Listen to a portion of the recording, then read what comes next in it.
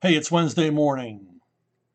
Hello to all you geeks and geekettes. It's time for another chapter of Ask Chuck Dixon, where you ask me, a professional comic book writer, about what I do for a living. And what I do for a living is I write comic books. Now, if you have a question for me, you can send it to brunobookstore@gmail.com. Now, you can always ask a question in the comments section below this video, but frankly, sometimes I miss them. And sometimes I miss questions on Facebook. And I don't mean to, I'm not being rude. It's just a lot of input. You feel me? I mean, there's so much coming in from every direction that all of us tend to miss a few things. I can't be the only one who every once in a while runs across a direct message on Facebook that's 2 years old. And the person's probably spent the last 2 years hating me because I didn't reply to them. But I just didn't see it. There's so much to look at. Anyway, brunobookstore@gmail.com. And you can ask me a question, make comments, suggestions, whatever. Thank you so much. First question, Chuck Minsker, my old pal Chuck Minsker. How about this one? Why do soap opera newspaper comic strips continue to survive, if barely, while adventure strips are virtually dead? Well, adventure strips used to be a big bread and butter item for the newspapers. These were, if, if you're too young to remember, serialized strips, adventure strips, about aviators and masked vigilantes and cops and things like that. And I think this is just a theory, but I think the main reason the adventure strip left and the soap opera strip stayed is that the comic strip shrank so much. Uh, they went from, pretty large representation in the paper, taking up a lot of real estate on the page, to tiny little postage stamp images. And adventure strips need a little bit of elbow room. They're generally more visually driven, bigger scale. I mean, soap opera strips are, quite frankly, usually two people in a room talking. But the best adventure strips had fights in a jungle and air battles and sea battles and all kinds of high tension, suspense, adventure kind of stuff, and it kind of loses its appeal when you shrink it down like this. The other thing is a lot of the adventure strips simply aged out. The audiences that were wild about them in the 40s and 50s and 60s uh, didn't necessarily outgrow them, but there weren't new people coming on board. Uh, but the adventure strips were amazing. They were just terrific stuff, and for decades they were popular in the newspapers. Uh, so popular that they spawned movie serials, television series, coloring books, comic books, toys, all the rest of it. But they just sort of faded away over time, and I really think it has to do with the size of the strips. Now, I think the Phantom still runs, and of course, Prince Valiant. And the thing about Prince Valiant, and this kind of bears up my theory, I think the reason Prince Valiant survives to this day is because it's a Sunday strip only. So it's allowed the amount of room for the artwork that you can't have on a daily strip. And even though they've shrunk Prince Valiant down significantly, it still is a larger image than is allowed for in the daily comics. I think that's one of the reasons. And the thing is, when you say, well, why are the soap opera strips still around? Well, they probably still have followers. I mean, it's a common story and it's conventional wisdom that a lot of features editors on newspapers used to say, Nancy, what the hell's this Nancy strip? Who's reading this?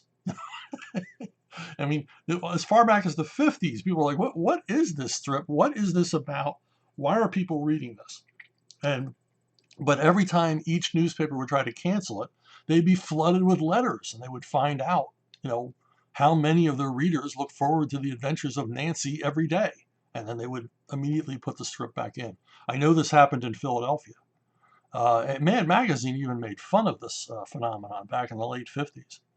So there you go. It's strip loyalty. It's aging out, but I think mostly it's the size of the strips themselves. These are all theories on my part. Mike Morantz, how many stories have you published in comics? Well, let's just say lots. I've had lots of comic book stories that I've written and published. A recent estimation that someone told me, and I can't swear to the accuracy of this, is 2,599 plus. And the plus is because I haven't stopped writing. So that's 2,600 comic book stories that I've written. That's uh, or I should say issues, and that makes sense. That makes sense to me. That's I always thought it was above 2,000 because I was able to divide my uh, number of pages. Now this is an accurate number. Well, it's an accurate approximation if that's possible. It's 40,000 plus comic book pages. And I know this is accurate because my biographer and statistician, Boswell to my Samuel Johnson, the Reverend Jared Mitchell, assembled all of this data. He found every single thing I'd ever written, and I mean every single thing I'd ever written, even things that aren't on the Grand Comic Book Database, like fanzines and mini comics to promote television series. And he came up with the 40,000 plus number, which puts me ahead of Paul S. Newman, who was a long-time freelancer who worked mostly at Dell, worked a little bit at Marvel in the 50s, but it puts me ahead of him. And yeah, it puts me ahead of the better known ones to comic fans like Stan Lee or Gardner Fox, and making me the most prolific comic writer in American comics ever, which still stuns me. I'm not very good at math, and I wasn't aware that this was even happening while I was doing it because, as I've said many, many times, it never felt like work. John Grace, favorite Columbo villain? Well, hands down. Every time Patrick McGowan showed up on the show, and he was on the show 4 times. I liked Patrick McGowan when I was a kid, Danger Man, and Dr. Sin, the Scarecrow, and as I got older, The Prisoner, and just a cool guy, actor who's actually born in the United States, but raised in Ireland. And he appeared 4 times as the villain on Columbo, and in fact directed a number of episodes, even episodes he wasn't in. He was a big fan of the show, got along well with the producers, got along well with Peter Falk, and they always welcomed him back. And he's the only actor who was a villain in both iterations of Columbo, the series that appeared on NBC and the series that appeared on ABC. So quite a track record. And he was, he always committed to the role, but his especially his 270s episode, one in which he's the commandant of a military academy, and the other one in which he's a CIA agent. They're really creepy episodes, and he's the only villain where you thought, seriously, this guy might get away with it. And the fun thing about the Secret Agent episode is there's a lot of Easter eggs for fans of Danger Man, Secret Agent Man, and The Prisoner in it, to lead you to believe that this could possibly, just maybe, might be John Drake. So, there you go. There's no question. Nobody comes second. I mean, a lot of great actors were the villains, a lot of cheesy actors were the villains, but McGowan stands above them all as Columbo's greatest threat. I think he almost killed Columbo in the Secret Agent one. Don Perkage. Do you feel that Maxwell Grant should be given credit or partial credit for the creation of Batman, since the first Batman story, drawn by Bill Finger, was traced and directly stolen from the shadow story Partners of Peril from 1936, 3 years before the Batman story The Case of the Chemical Syndicate, in which you can see swiping so bad from the other story they could just be called tracing? Yeah, I wasn't aware of this. I mean, everybody's aware that Batman is kind of born out of the shadow. It's kind of the shadow, the phantom, the Scarlet Pimpernel, Dracula, elements of Dracula, things like that. Batman is very much a cultural amalgam. And of course, in his early days, Batman carried a, Colt 45 automatic, just the way the Shadow did. Though apparently he only carried one. So they weren't going to they weren't going to go to that level of plagiarism to have him firing 2 the way the Shadow did. Yeah, I mean, you could make a case. Back in the day, they weren't going to make a case because they didn't care.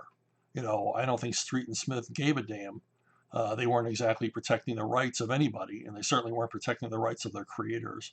So they wouldn't have sued on the behalf of Maxwell Grant or Walter Gibson or whatever his real name was.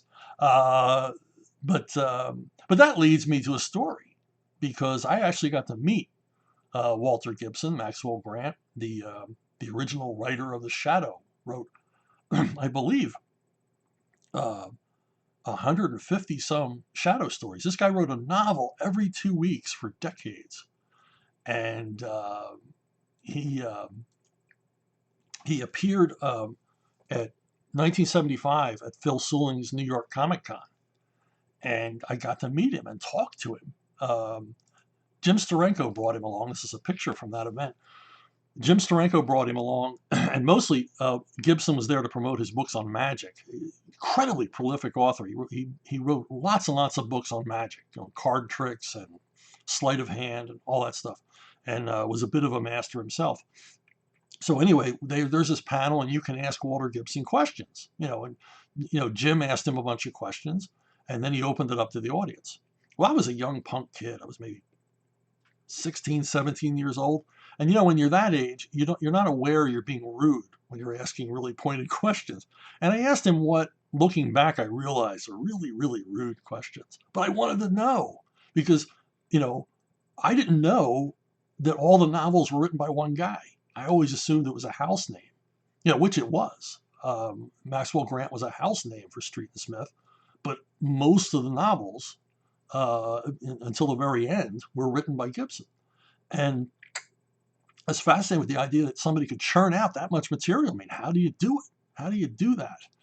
And he told me about how he had, in his house, he had a different room for every subject he wrote about. He had a room for crime, and all of his crime reference was there. And he had a room for magic, and all of his magic reference was there, and whatever else he wrote about. I think he even did technical writing. I mean, this guy was a champ. This guy was a Renaissance, all-rounder kind of writer. He could write anything you threw at him and do it well, do it very competently. And he told me that in each one of those rooms, there were 3 typewriters set side by side on a table in the middle of the room. I said, well, why 3? And he said, because they would heat up. He would be writing so furiously, they would heat up and the keys would jam. And then he would just tear out the piece of paper and move to the next typewriter, which was, cold. It wasn't going to jam up for a while. And he also told me that he wrote, sometimes he wrote for so long that his fingers would begin to bleed from hitting the keys. Because if you've ever typed on an old typewriter from the 30s and 40s, man, it's work. You got to press down on them keys. It's not like a computer keyboard at all. It takes a little, not elbow grease, but knuckle grease, I guess. And he would have to bandage his hands. And he answered a whole bunch of other questions. I asked about editorial interference, all kinds of things. But the rudest one I asked, and he was so gracious about it, I said, of all those novels, I mean, you're just pumping stuff out. Is there one you look back on and think, that you did a really good job? Because you can't be doing your best work at that speed. And I actually said that. And he's very gracious, and he admitted that. He says, no, they weren't paying me for literature. They were paying me for content. That's not what he said. That's what we would say today. But basically, that's what he was saying. I was being paid to fill pages. And fill pages, but he did it, to his credit, with stories that made sense, characters that were, intensely interesting, logical conclusions. I mean, he worked everything out. He did all the muscle, but you're using the same phraseology over and over again, which he talked about that, trying not to use the same phraseology. He would even keep it straight by having 3x5 cards with certain phrases that he used often on them.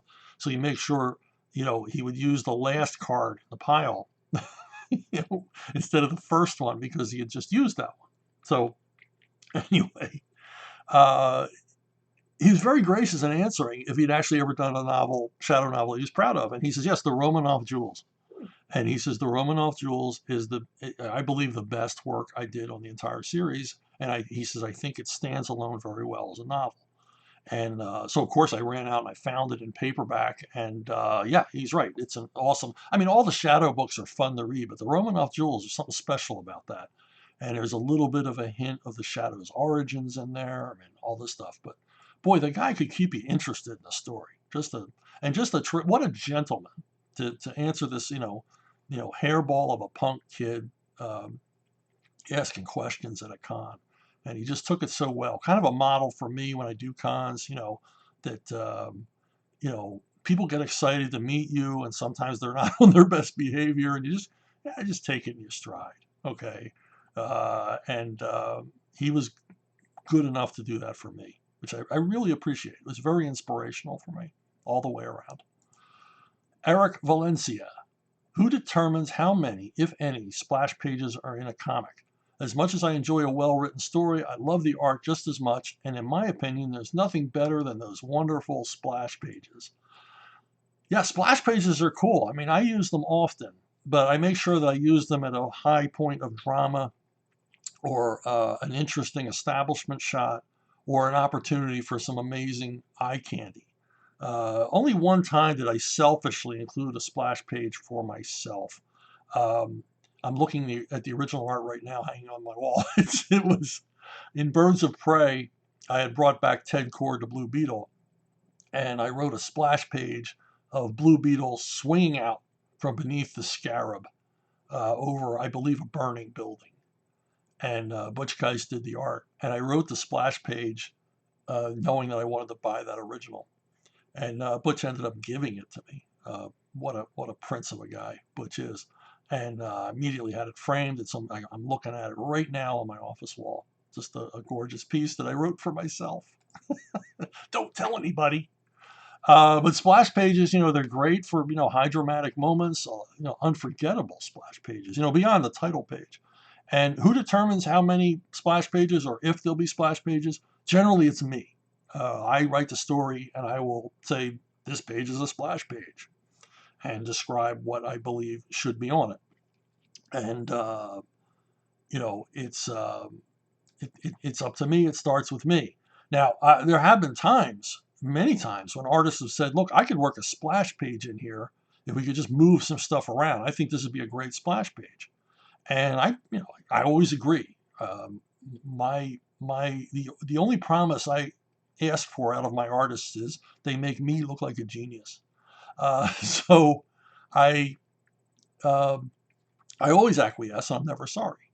So move a few things around the story. Maybe a 4-panel page. One panel shifted to the page before. Last panel shifted to the next page, and maybe we end up with a splash page with an inset panel, and everybody's happy, including the reader, because it's usually a terrific result. And I purposely didn't include any splash pages that I wrote in this series, because we all have splash pages we remember. And you know, and of course the double page spread. Big fan of the double page spread, especially when I was at DC. Double page spreads were kind of a DC tradition from the war comics, and Joe Kubert was so darn good at them. Russ Heath and John Severin as well. And I often in my Batman work would have a double page spread, and those are always amazing, and just knock you out. So it's but the only caution is, if you're going to do a splash page, make sure it's worthy of a splash page. I remember a comic years ago, it was back in the 80s, and I can't even remember what comic it was. And then a splash page of the character, one of the characters was moving. It was moving day. And the splash page was two guys carrying a sofa down a flight of stairs. That was a splash page. It was well drawn, but as uninteresting as you can possibly imagine. Unless there was a dead body hidden in that splash page that one of them discovered on the way down, there was absolutely no point to that page. That should have been a single panel, but for whatever reason, I don't know the story behind that. I can't imagine the writer wrote it that way.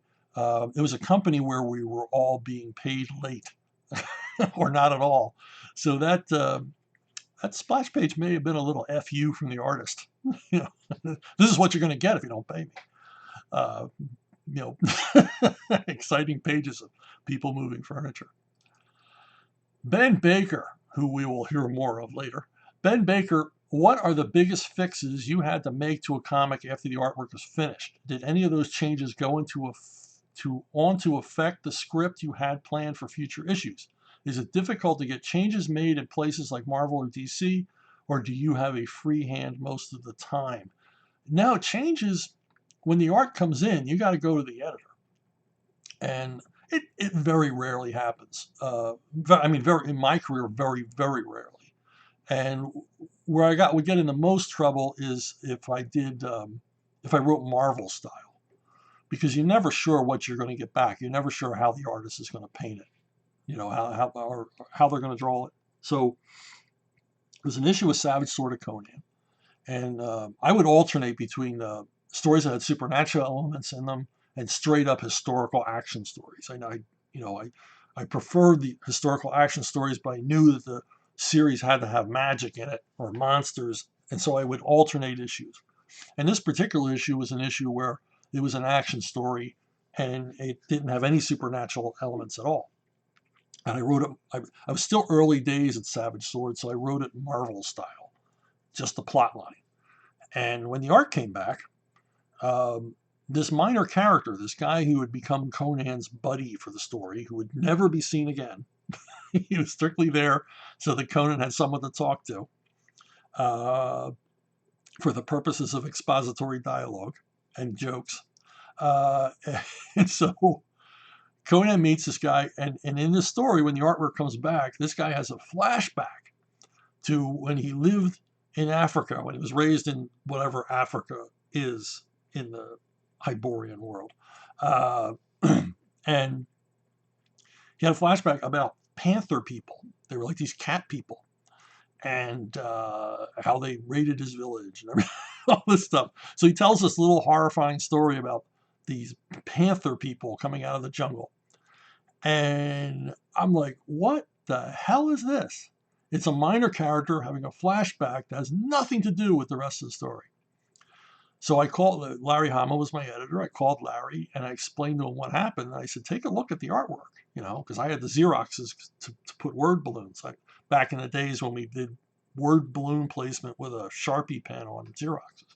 I used to have nightmares, actual literal nightmares, in which I was accidentally putting the Sharpie balloon placements on original artwork, and I'd wake up in a sweat.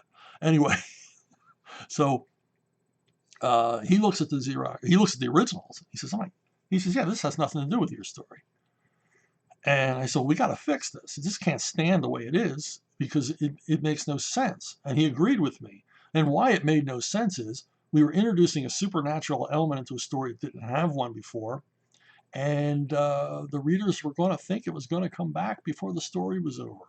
In other words, you don't introduce a werewolf or a vampire in Act 1 and never have him show up again. That's not how stories work. So Larry agreed with me. And I said, look, I'll rewrite like the last 3 pages to include a sort of cryptic ending with these panther people. And guy's going to have to redraw the last 3 pages. And so Larry agreed. And I can't imagine what that phone call was like because, Larry probably came down on him like a ton of bricks. I said, what are you doing varying from the story like this? Especially varying from the story and not doing cleanup at the back, not figuring out how your little improv would logically fit into the rest of the issue. So it got fixed, and yeah, it's not the greatest ending in the world. It's kind of a little bit of a creepy ending, but it doesn't go anywhere after that, unfortunately. But at least it closes out the story. The only other fix that I couldn't make was when they collected Joker: The Last Laugh into a trade paperback here, they left off the first part. And I realized from the page count when I saw the solicits that there's something wrong here. This page count's off. This should be longer.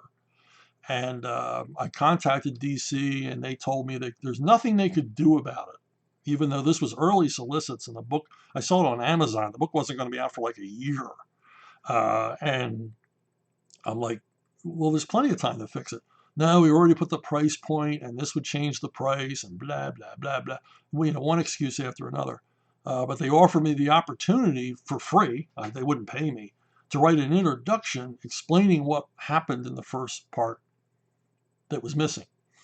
And I said, nah, I'm not, I don't want to be a part of this train wreck, you know. So if you ever want to see The Last Laugh collected, you're going to have to read it in French or German or Spanish or Italian, because that's the only place where the complete, truly complete Last Laugh ever appears. And I think this is a bootleg comic book site I took this image off of. But there is no complete Joker, The Last Laugh in English. Neil Matthews, one of your reviews made me think of a question. Out of these classic actors, Jimmy Cagney, Humphrey Bogart, Edward G. Robinson, who is a favorite of yours?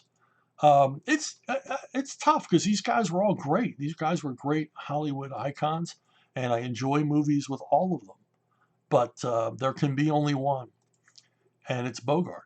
Um, and you know, I watch Bogart movies, you know, on a regular rotation. I mean, I must rewatch, you know, 10 or 12 Bogart movies a year. And he made so many great ones. And that's the thing about it. I mean, who else had a repertoire? Who else had a string of hits like this guy? I mean, High Sierra, The Maltese Falcon, All Through the Night, Casablanca, Action in the North Atlantic, To Have and Have Not, Passage to Marseille, The Big Sleep, you know, The Two Mrs. Carols. Even his minor work was fantastic. I mean, you get to Treasure Sierra Madre, Key Largo, The Enforcer, African Queen. I'm reading off a list in case you didn't know that. The Caine Mutiny, The Desperate Hours. I mean, this guy, uh, there's not a Hollywood actor ever who had an almost uninterrupted streak of memorable movies. Even his, you know, less memorable movies are classics. Things like The Harder They Fall and Dark Passage. But you know, he just simply had it all, and he had a great range. Now he wasn't good in westerns. He only made one, I believe, The Oklahoma Kid, and it's a disaster. He looks so out of place. Um, but he could play the heavy. He could play the good guy. He was good at comedy. He was believable in a war flick. He just had it all to me. And I think why it worked. I mean, he wasn't a matinee idol, good-looking guy. He wasn't tall. He wasn't big. He wasn't necessarily enormously athletic or physical. But what he had was um, a real commitment to his roles, uh, an acting style that made it look easy. It just made it look like he was walking through and he was doing anything but. A real magnetism, that terrific voice, that peculiar speech impediment.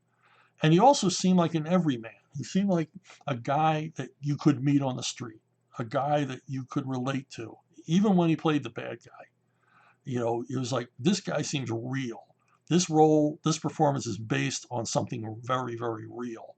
And now, what his acting process was, or his thought process, or whatever, I don't know. But he obviously thought a lot, because directors would rely on Bogart's eyes and the set of his face a lot of times to replace pages of dialogue.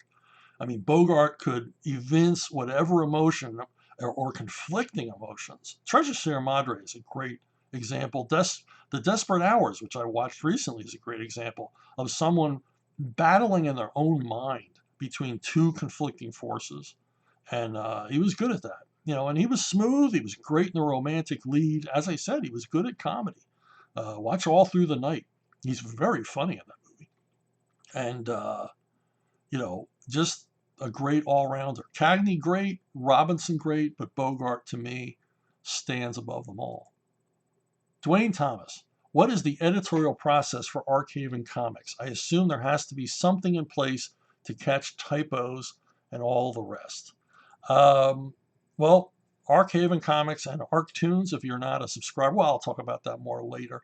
But mostly it comes down to Ben Baker. Ben Baker, our battling editor, he doesn't get enough credit, and he really should. He finds the mistakes. He's in charge of formatting for Arctoons. He's in charge of trafficking and just putting it all together. He's a great idea guy. He fires so many ideas at me that I'll never be able to keep up with them all. But you know, he's running the show at Arctoons. He's doing the cat herding with the IT guys, making sure the site looks good, making sure no words are misspelled, catching little errors.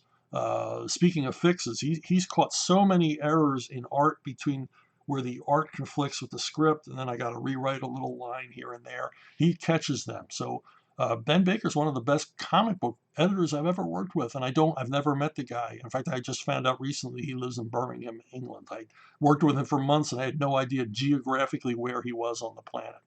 And I don't have a picture of Ben, and I don't picture Ben this way. Just doesn't look at all like Wilford Brimley. But to me, he's an old line, hard-edged pro, a professional, conscientious, and takes no crap. And he wants the stuff to look as good as possible. And that's all that matters to Ben, and that's all that matters to me. So we get along like a house of fire. Now, ArcTunes. If you haven't checked out ArcTunes, you gotta check out ArcTunes.